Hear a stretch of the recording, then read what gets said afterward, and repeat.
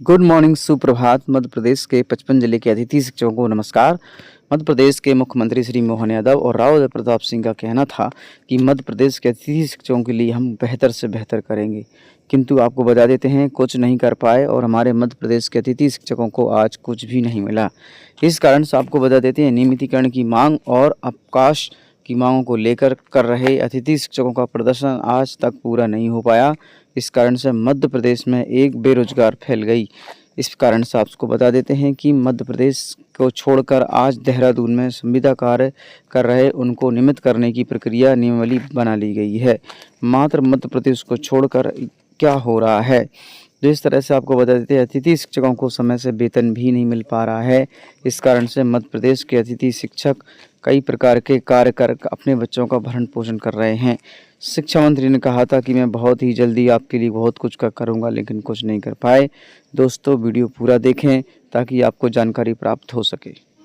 मतलब मध्य प्रदेश की सरकार ने गजब कर दिया। एक शिक्षक अपनी सैलरी पाने के लिए छत पे चढ़ रहा है तो कितनी मेहनतें कर रहा है, कितना भीख मांग रहा है। गजब है मध्य प्रदेश। देखना थोड़ा सा ये वीडियो।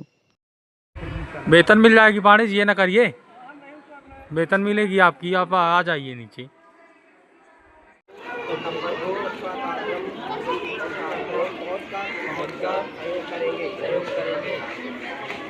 मेरी इच्छा है कि तुम सब नियमित हो जाओ, ढंग से पढ़ाओ, बच्चों को भी ठीक से पढ़ाओ। कि जैसे नियमित पढ़ाने वालों को वेतन मिलता है, अब चूंकि वेतन तय हो गया है, मानदेय तय हो गया है, इसलिए निश्चित महीने की 1 तारीख, 1 या 2, 3, 4 जो भी होती है, उसमें सबको मानदेय मिल जाए, भटकना ना पड़े। आपकी क्या मांग है?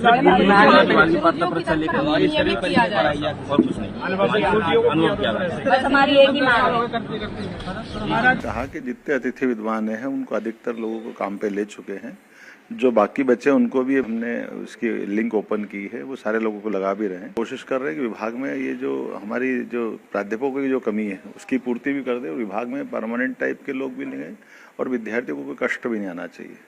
इस नाते से हमने ये निर्णय किया। हमारे प्राथमिकता के क्रम में वो है, किसी किस्म के कोई कंफ्यूजन की आवश्यकता नहीं है। हमारी प्राथमिकता के क्रम में जब हमने उनको रखा है और लगातार हम उनको काम कर रहे हैं, उनकी पेचीदगियां जो है उनको दूर करने का हम प्रयास कर रहे हैं। इससे अधिक विभाग क्या कर सकता है? स्वाभाविक रूप से अगर उनकी चिंता आप देखिए 56,000-55,000 के आसपास अतिथि लगे हुए हैं और अभी बीच बीच में निकल जाते थे। हमने वित्त विभाग को भेजा है कि अतिथि अगर एक बार लग जाता है तो कम से कम पूरा सेशन उससे काम कराया जाए। बीच में निकलने से रोजगार की समस्या पैदा होती है।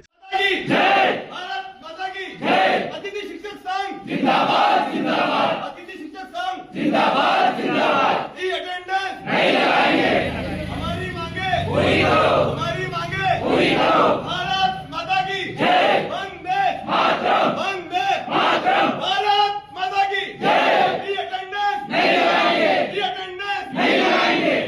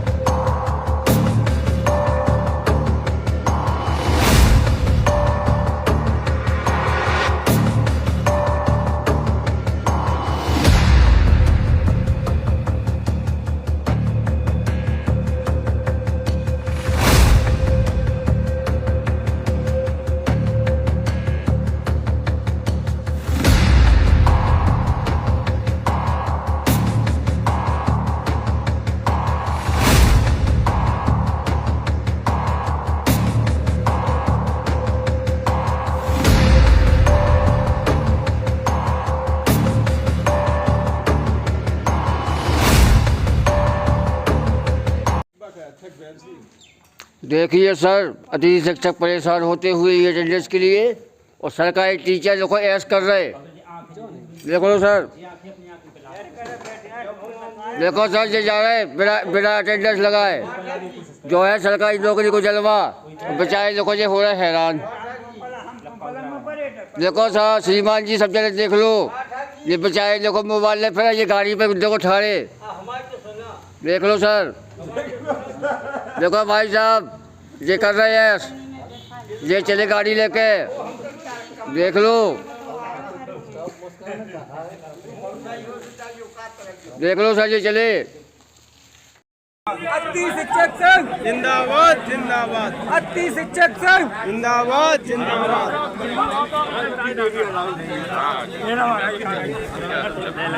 महाराज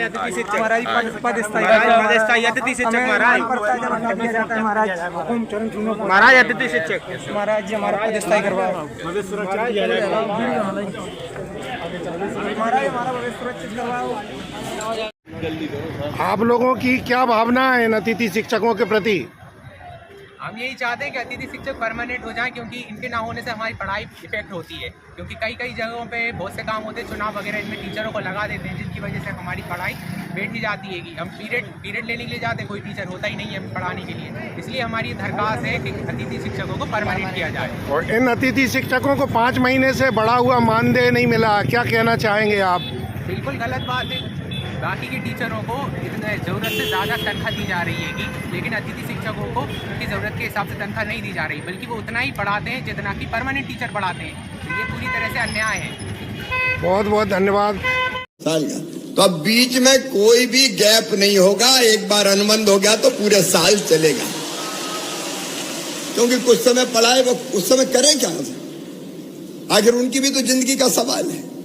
और इसलिए एक बार अनुबंध का मतलब साल भर उनकी सेवाएं चलेंगी, लेकिन इसके साथ साथ अब इस अनिश्चितता के भंवर से निकालने की भी एक परमानेंट कोई योजना बनानी पड़ेगी। एक मैं गुरुजियों की तरह एक योजना बनाऊंगा कि जिसमें पात्रता परीक्षा लेके भी हम अतिथि शिक्षकों को नियमित करने की दिशा में आगे बढ़ सकें। जब गुरुजी के लिए किया है तो उनके लिए भी हम सोच सकते हैं। मित्रों, आज एक भावपूर्ण निवेदन आप सभी से है। मध्य प्रदेश के यशस्वी मुख्यमंत्री आदरणीय डॉक्टर मोहन यादव जी से स्कूल शिक्षा मंत्री आदरणीय उदय प्रताप जी से हम सभी का यही निवेदन है कि वर्षों की जो साधना अतिथि शिक्षक के रूप में की गई है, उसका शुभ लाभ फल देने का वक्त अब आ गया है।